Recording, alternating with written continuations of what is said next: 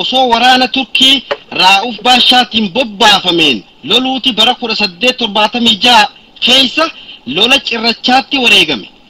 Gaafas ilmi isaa Hamid dardara ture. Lola calanqoo booda bara 1887 keessa Aaxee Minilikiitu summii buna keessatti naqeen Hamid Ibroo galaafate. Gaafas ilmi isaa Ibrahim joolleedha. bara 1936 keessa abbaan isaa Ibrahim Hamid nafxanyoota hawaasa baha Oromiyaa sirna gabrummaa hongan qabneen araraasaa bahan adamuudhaan hijaa irraa bahaati ture. Ilmi isaa Abdukarim Ibrahimis gaafas dhalata.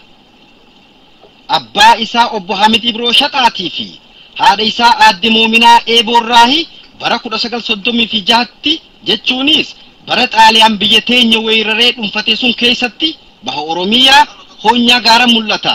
Baadaa Kurfaa Callee Araddaa Waldee Raammis ganda Mujir Gorrooti dhalate. Sooressi jaarraa abbaa gadaa ijoollummaa isaatirraa jalqabee faxina barnootatti cimaa fi nama naamusa bareedaa qabu ta'uudhaan beekama. Haalanii fi amaloota babbadoo kaa'imman daaddaa isaa hawwatan mararraa walaba ture. Kana malees sadoo jireenya dhalootaa fi guddina isaa keessatti qabaate ammoo tan dilas isa gammachiiftu hin taane inumaatuu rakkatoo fi hiyyeeyyii dadhaboof anaannachuu cinaa dhaabbachuu fi tumsa tahee isaan gargaaruudha irra jaalate. Aantummaan tunis tan ijoollummaadhaan qomasaa seentee keessatti habaqaalamtu taate. Lakka umriidhaan guddachaa deemuunis ummata naannoo dhaloota isaa keessa jiran keessaa qabaataa fi dhabaan jabaa fi dadhabaan rakkisaa fi rakkataan eenyufaa akka ta'an adda baafatee ni bare. Ummanni inni dhihaa barii jireenya isaa keessatti hoggayyuu rakkatuu fi mararfatu kuni cunqursaa daaddaan qabne tana mudachuun waan hireensaa jalloon isa mudde yookiin waan masluufummaan talisummaa fi kashlabbummaan itti fidde osoo hin tahin ba'aa sirna gabrummaatiin irratti fe'amte ta'uudha hubate. Ba'aan tun ammoo hiyyeeyyii qofa osoo hin tahin kanneen jireenyaa wayyina qabanirraa jiraachuun ifa baateef. Hawaasni keessatti dhalatee guddate kun mirga mulqamee cunqurfamuu fi saamamuuf boortamee hireen isaa araraafamuu ergeramuu fi cunqursaa mudachuun gadadoo qe'ee ofii keessatti warra isa hin tahiniin itti dhufte tahuu dhugaa dirree irraa afamte tahuu shakkii ni fixate.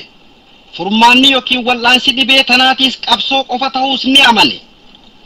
Qaamaa qalbiidhaan diina dura dhaabbatanii haqa ofii falmachuu mannaa warra eenyummaa ofii gaggatee dagatee qabsaa'us lagatee hawaasa biraa keessatti baqanii eenyummaa haaree maxxanfachuudhaan gabrummaa jalaa miliquuf tattaafatan mara ni balaaleeffate. Jaarraan abbaa gadaa fakkeenya ta'uudhaan bakka deemu hundatti eenyummaa ofii haalan adda addaatiin mul'isu jalqabe. Mana barnootaa keessatti afaan ofii dubbachuudhaan aadaa ofiitis mul'ifachuudhaan eenyummaa ofiitti kabajaa ni hore. Guyyaa barnootan qabnees otoobisaan olii gad deemuudhaan Oromoota hoggaa geejjiba kana yaabbatan jara alagaatiin balfaman kanatti siqee maxxanee taa'uudhaan kursiirraa ka'ee fi isaan teessisuudhaan ba'aa deemaniin gargaaruudhaan akka mataa ol qabatanii deeman onnachiisuu fi kabajaa namummaa isaaniin maltu isaan keessatti habaqaaluu hujii ofiitti godhate. Hoggaa barnoota sadarkaa lammaffaa jalqabees lakkuma kutaarraa kutatti dabraa deemuun hubannoon isaa jabaachaa anaanannoo fi hadooddiin saba ofiitiif qabu isa keessatti cimaa qaruutaa isaa mara dhuunfatte. Yaadaa fi dubbiin isaa tattaaffii fi tarkaanfiin isaa dhikkisa hubannoon isaa feetuun sossoo'uuf dirqaman. Jaarraa abbaa gadaa barnoota yeroo sanitti biyya keessatti kennamu rakkoo takka malee xumure. Itti fufuu yoo fedhees biyya alaa dhaqee barachuuf hiree gaarii qabaachaati ture.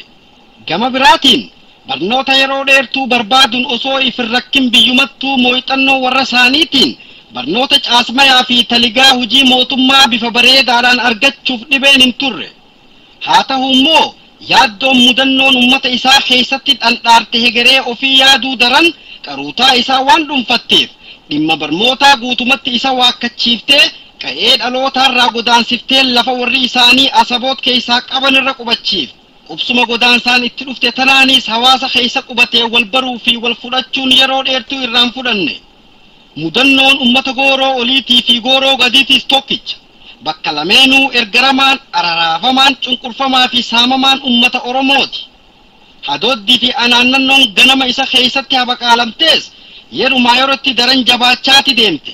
Akkaataa mootummaan Habashaatii fi nafxanyoonni lammii isaa itti ilaalan diduu fi dura dhaabbachuun dhimma furmaata lammadaa hin qabne ta'uudhaa isa keessatti daraare. Surriin isaa halkanis guyyaas dhimmuma kana yaaduu fi xiinxaluudha qaadhimte. Waa'ee obbo Haamidootii fi obbo Habiib ilmaan Oromoo cubbuun mootummaa Habashaa isaan hiraarsitee qawwee laddaatanii lola diddaaroo matamatatti oofuuf daggala carcar mana godhatan qaceellotti xiinxaluu jalqabe. Bobbaa fi milkii gootonni mootummaan shiftaa jettuun kun raawwatus baay'ee dinqifate. Hubannoo qormaataa fi xiinxallii isaatiin argate irraayis namni murataan tokko Habashoota akkuu kanaa shororkeessuu yoo danda'e humni jaaramee gurmaa'ee kaayoo ittiin masakamu qabaatee sossoo'u hoo laata waan akkan dhalcha. Jaarraa abbaa gadaa maqaa gaarii durooma warra gurri gaara qaari'ee fi naamusa bareedaa qabuun shamarran shashaqatanii bakka jutti isatti siqan keessaa takka fuudhee jiruu sadoo jiraachuu silaa ni danda'a. Haa ta'u ammoo waan akkasii yaaduun surrii isaa keessaa guututti haqonqooramee sokkeeti jira. Diinni saba isaa qawweedhaan if jalatti oggolchee lubbuu fi qabeenya sabaa irratti abboomu osoo jiru Hamashaa dubartii bareedduudhaa boraafatee sirnaaf ilmaan horuu ni maganfate. Waan danda'uun ummata isaa gargaaruudhaan fakkeenya sabboontotaa ta'uu qoftiinis Oromoodhaaf jijjiirama hundee akkam finne qaceellotti hubate. Kanaaf goota akka Umar Muktaar yookiin qabsaawaa Liibiyaa gabroonfattoota Ixaaliyaatiin osoo loluu wareegametti loltuu bilisummaa tahee lammii ofii gabrummaa jalaa baasuu filate. Hawwii isaa tana hojiirra oolchuufis jiruu sadootiin nageetti imaanata je'ee dardarummaadhaan qabsoo hidhannootiif if qaadhime. Ohooy ohooy ohooy ohooy ohooy ohooy boruuyyee boruu baabariisooyyee galgalabbaa galgalooyyee galgalinaan dubbatee boruu naan marihate roorroo hamtuu agarraan tan Oromoo saba kooti biyya garaan ammaatee addaa du'aa filatee. Ohooy ohooy ohooy ohooy ohooy ohooy jechaa geeraraa namoota yaada akka isaa qaban waliin daggala seenuuf jalqaba bara 1966 manaa bahe. Barbaanni jaarraa abbaa gadaa qa'eerraa fageesseetti gaaleetti isa geesse. Gaaleettitti sheeka yaada akka isaa qabu tokko wal qunname. Sheetichi kun kan akkana jiru ta'e dhibdee ummata ofiitiif furmaata waaraa barbaaduu dhabuun Rabbi biratti illee dirqama irraa gaafatamuuf jiraatan akka ta'e jaarraa abbaa gadaatiif mirkaneesse. Akkasiin jaarraa abbaa gadaa sheetichaa fi darasoota isaa waliin qawwee lama asabooti lama ammoo onaan niyyaatii akkataniin qabsoo hidhannoo jalqabuuf gandaa sossoohan. Isaanii haalaa fi lafa tarsiimoo tottolfachaa jiru akkuma naannoo miicataa dhaqaniin daldaalota roobee fi miicata jidduu deddeebi'an irraa waa'ee fincila Oromoota Baalee dhagayan. Oduun gurra isaan seente tuni daranuuti isaan mirkaansite. Warra diinarratti qaata lola jalqabee waliin qabsoo itti fufuu murteeffataniiti gara Baalee qaceelan. Garuu eega lafa hamma tokko deemaniin booda daadarkaan amnaa qalbii sheetichaa keessaa hamilee if dura deemuu xuuxxee fixxeeti darasoota isaa waliin if duuba deebi'uu murteeffate. Jaarraa abbaa gadaa garuu wadala mi'aa fi galaa irratti fe'atu qofa akka dhiisaniif kadhatee yaada manaa ba'eef bakkaan ga'uuf amna isaa itti fufe. Lafaa fi hawaasa hin beekne keessa harree fe'atanii bilisummaa barbaada deemuuf gaafasii miti arrallee murannoo fi gootummaa ajaa'ibaa qabaachuu nama barbaachisa. Jaarraa abbaa gadaa karaa takkaa irra deemee hin beekne hawaasa isa hin beekne keessa qaxxaamuree bakka garaa isaa ga'e. Seenaan jaarraa abbaa gadaa seenaa qabsoo bilisummaa Oromooti. Kan waan olitti ibsamee jirutti aanu garuu baara bal'aa daakanii keessaa bahuun hin dandeenye keessa nama naqa. Loltoota barbaadee itti dhaqee lola hidhannoo kanneen adda addaa keessa nama bobbaasa. Fakkeenyaaf laga dheeritti gootummaa adda addaa hin qabne qalbiidhaan nu daawwachiiseeti gindhiir keessaan Soomaaliyaa nama geessa. Achirraayis mi'aa fi kaameeraa baadhachiisee gara fincilaatti ol nama deebisa. San booda lola gola eela roojii kan diinni xayyaaraadhaan qabsaa'ota irratti samii irraa boombii gadi roobse faarraa qooda nama fudhachiisa.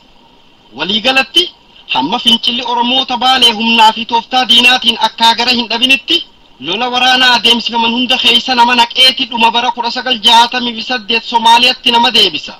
Somaalee keessatti qabsoo ummanni keenya eenyummaa ofii beeksisuuf godhe dhibdeelee mudattee fi injifannoo hele seenaa jaarraa abbaa gadaatiin adda baasuun hin danda'amu. Jaarraa abbaa gadaa Somaaliyaatti akka deebi'een ilmaan oromootaa kanneen karaa adda addaatiin Soomaaliyaa seenan mara barbaadee walitti fiduu eegale.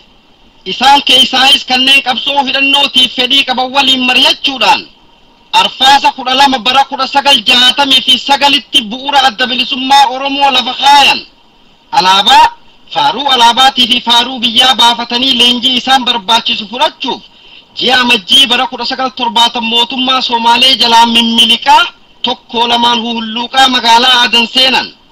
Mootummaan Somaalee fedhii Oromoonni leenjii tooftaa lolaatii fi meeshaalee lolaa isaan barbaachisan akka bakkaan hin geenyeef hoggaa hubate mala Somaaliyaa irraa hulluuqanii gara Adanitti ittiin imaltan kanaan jeeses jaarraa abbaa gadaati.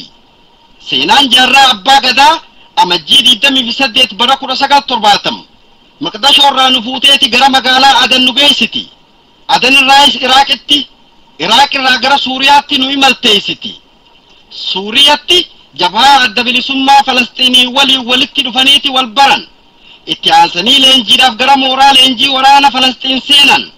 Leenjii eega xumuratan booda waxabajjii 3 bara 1970 magaalaa guddittii biyya Suuriyaa Dimishqii ka'ee Misra ga'ee Baagdaad dhaqe. Achirraayis mi'a waraanaa kennamee fudhateeti Adanitti deebi'e. Tarkaanfiin itti aantu dooniidhaan Adan irraa ka'anii gara biyyaatti qaceeluudha. Haa ta'u ammoo doonii sun akka fedhii isaaniitti gara biyyaa osoo hin ta'in lafa bulloo harjaaniin tan qarqara Somaaliyaa irra jirtu isaan geessite. Hireen isaan qunnamtees gaarii hin taane waraana Soomaaliyaatiin marfamanii qabamuudhaan mana hidhaa Mandheeraatti geeffaman. Bakkoonni miilli jaarraa abbaa gadaa ejjetee fi karaan irra deeme hundi waan ajaa'ibaatii fi seenaa dinqifamaadha qabu. Seenaan mana hidhaa Mandheeraa qoftiinuu himamee hin dhumu. Manni hidhaa Mandheeraa fuula jaarraan abbaa gadaa dhibdee ofiirra aanee jaallan dhukkuba qaamaatii fi jeeqama qalbiitiin rakkatan jabeessuu fi tajaajiluudhaan hoggantummaa itti mirkaneeffate keessaa tokko. Kana malees jaarraan abbaa gadaa gulantaa hogganaa humna waraanaatiin fuula Ziyaa Barree dura dhaabbatee seenaa Oromoo nama barsiise. Jaarraan gaafas boojuu hidhaa jiru ta'uus dhugaa dubbachuu hin laganne. Masaraa Ziyaa Barree dhaqee jeneraalticha urjii caanceeffate ija keessa eegaa sodaa takkaan malee seenaan ati deemtuun tan kijibaati. Ibdibda malee itti milkooytu. Ja'aanii basaqqeessatti itti himuuf gootummaa hundaa olii qabaachuudha nama barbaachisa.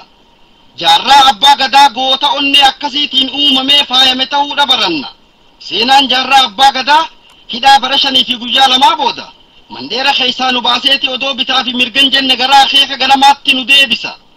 Hidhannoon barbaacha biyyaa bahee bahara qaxxaamuree dafkati xuruursee heleni dhabe. Kanaafuu harka qullaa onnee ganamaa qofaan huccuu adaadii uffatee gammoojjii Somaaliyaa keessaan miilaan gara biyyaa qaceele.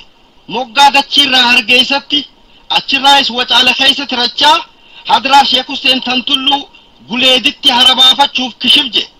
Tulluu Guleedirraa ka'ee gaara qundudhoo yaabbateeti ganda quraa gubbaan qilleensa Oromiyaa qabbanaawaa somba hafuurfachiisaa ifa biyyoo adaree halaalaa daawwachutti seene. San booda amna dheeraa biyyoota hedduu booda bitootessa 14 bara 1976tti Awwadaay Duubaan Gobeellee dhaqe. Achirraa qabsoo hidhannoo bilisummaa Oromiyaa tan Ilamoo Qilxuufaan hordofuudhaan arfaasa 6 bara 1973tti biyya itti seenanii birraa 5 bara 1974tti itti wareegaman. Yaadachuu fi akeeka sun bakkaan gayuun dirqamaa fuun qabne ta'uu ammaas ni mirkaneessa. Hoggaa jaarraan abbaa gadaa bilisummaa Oromiyaatiif qabsoo hidhannoo jalqabe sun yeroo lammii adda qoqqooduun diinni baroota hedduuf irratti hojjechaa ture. Yeroon sun yeroo mootummaan Habashaa Oromiyaa mararra bargaafattee hiddaas gadi jabeeffattee ture. Yeroo nafxanyoonni Hadaraa Hayila Sillaasee jechuu qofaan hawaasa Oromiyaa bobbaasanii galchaa turani. Kana malees yeroon sun yeroo Xoophiyummaan onnee Oromoota hedduu itti dhuunfattee ture. Yeroon sun gariin ilmaan Oromoo eenyummaa ofii wallaalanii gareehis of tuffachuun qalbii isaan seentee if dhoysuuf ijibbaata cimaa godhuu turani. Waliigalatti yeroon san yeroo lammii Oromiyaa keessaa irra hedduun harqoota mootummaa Habashaa jalaa ba'uun hin dandayamu ja'anii amananii gabroonfataadhaaf fedhiidhaan itti oggolani ture. Jaarraa abbaa gadaa haala akkasii keessatti gufuulee diinni eenyummaa lammii dhabamsiisuuf baroota hedduuf tarrisaa bahetti qaataa harkise. Maqaalee adda addaa kanneen saba Oromoo gargar qoqqooduuf moggaafaman macalaasee Oromummaa du'arraa eewalee sabboontummaa magarsee qabsoo bilisummaa ummata Oromiyaatiif xurree banuuf daggala gabrummaatti bidda qabsiise. Kana malees jaarraa abbaa gadaa warra magaalaa keessatti maqaa Oromootiin dhaabbatan kan sirriitti hin beekne ilmaan sabaa ta'uu isaanii qofaan amanee aangoo isaan magaalaa keessatti wal muudan gaafii takka malee fudhatee tokkummaa sabaa hojiidhaan mirkaneesse. Haaluma hundattuu daandii haaraa saaquun salphaa miti. Qarooma malees murannoo cimtuu qabaachuudha barbaada. Hawaasa eenyummaa isaanii gatanii diinaaf oggolaa jiran keessatti qabsoo hidhannoo adeemsisuuf ka'uun murannoo cimtuudha. Jaarraa abbaa gadaa odoo sabboontoonni hundi qabsoo hidhannoo jalqabuu mamanii ni dandeettii itti amanee kophaa isaa gaara jiisuuf dongoraa fudhatee itti seene. Jaarraa abbaa gadaa akka gara bareedaadha qaba. Jaallan waliin malee kophaa qoree harka hin kaayu. Suurri nama mara gayu kan waliin geenye yoo seene mala malaan jaallan nyaachiseetiif agabuu oolee bula. Yoo gootummaa goota irraa fiitteeti geerareetti nama onnachiisa. Duulu waraana duulchisa. Jaarraa abbaa gadaa dhaabutoo nama ajaa'ibsiitu qaba. Lubbuu jaala tokkoo baasuuf hammatan ofii qarreerraan ga'ee halaaqa godhutti dhaqa. Jaarraa abbaa gadaa hogganaa fi ajajaa waraana dhaabbatan kan sirriitti hin beekne ilmaan sabaa ta'uu isaanii qofaan amanee aangoo isaan magaalaa keessatti wal muudan gaafii takka malee fudhatee tokkummaa sabaa hojiidhaan mirkaneesse. Haaluma hundattuu daandii haaraa saaquun salphaa miti. Qarooma malees murannoo cimtuu qabaachuudha barbaada. Hawaasa eenyummaa isaanii gatanii diinaaf oggolaa jiran keessatti qabsoo hidhannoo adeemsisuuf ka'uun murannoo cimtuudha. Jaarraa abbaa gadaa odoo sabboontonni hundi qabsoo hidhannoo jalqabuu mamanii ni dandeettii itti amanee kophaa isaa gaara jiisuuf dongoraa fudhatee itti seene. Jaarraa abbaa gadaa akka gara bareedaadha qaba. Jaallan waliin malee kophaa qorii harka hin kaayu. Soorri nama mara gayu kan waliin geenye yoo seene mala malaan jaallan nyaachiseetiif agabuu oolee bula. Yoo gootummaa goota irraa fiitteeti geerareetti nama onnachiisa. Duulu waraana duulchisa. Jaarraa abbaa gadaa dhaabutoo nama ajaa'ibsiitu qaba. Lubbuu jaala tokkoo baasuuf hammatan ofii qarreerraan ga'ee halaaqa godhutti dhaqa. Jaarraa abbaa gadaa hogganaa fi ajajaa waraana afootti ergee ofiif duubatti hafuu miti. Duulaa fi bobbaa hundatti jaallan isaatu dirqitti qabee duubatti isaa hambisa malee tarree duraarra qubatee loluudha fedha. Gootummaa isaa diinillee ni beeka. Hoggaa jaarraan dhufe jechuu dhagayan nafxanyoonni hin baarayne hin jiru. Ija isaa gurguddoo goobana fakkaatu sun hogguu namatti dhaabu akka waan dhanfoora keessaan hulluuqee surrii namaa seenee waan namni yaadu kan daawwatu fakkaata. Sujuunni addarraa ifu qulqullina qalbii isaa sirritti mirkaneessa. Kilaash ladda'atee zinnaara hidhatee nama afoo dhaabbatee hogguu haasa'u sansankaan dhaabbata isaa daawwatamee haasoyni isa qomaa burquu dhageeffatamee hin quufamu. Haalli biyya keessa jiru hammaachaa waan deemeef booddee Yamanitti achi baaniiti hoggansaas achumatti maadheeffatan. Lakka umriin idaa deemtuun qalasa dabuu fi fayyaanis darrachutti kaate. Yeroo dheertuuf wallaansa argachaa erga ture booda bitooteessa 3 bara 2013tti sanaa Yamanitti akhirame. Reefki isaatis bitooteessa 7 bara 2013 gara Oromiyaatti deebi'eeti sirni awwaalchaa jimmata bitooteessa 8 bara 2013tti baha Oromiyaa gaara mul'ata magaalaa Wataritti bakka uummanni 25tti shalagamu irratti argametti raawwatame. Sooreysa jaarraa abbaa gadaa Rabbiin jannatul fardoosiin haa qananiisu. Firoottan isaatii fi Oromoota maraaf sabrii fi imaana Rabbii nuuf haa kennu.